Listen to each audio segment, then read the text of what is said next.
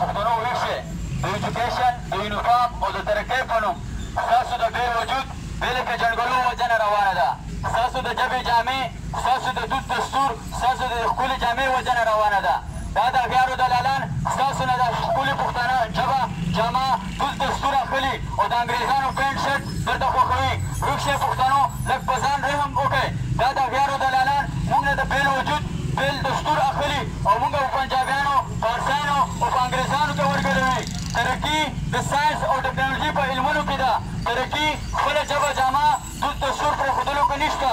ورک شئ پښتنو، لږ په ځان رحم وکړئ. که ستاسو په ښایسته کور پښتونستان هم لیکلي وي، خو په هغه کور کې دننه که ستاسو پښتو نه وي، ستاسو دود دستور نه وي، ستاسو بېله پېژندګلو نه وي، نو هغه کور په حقیقت کې د چا وي؟ که د هر چا وي، خو د پښتون کور نه شي کېدی.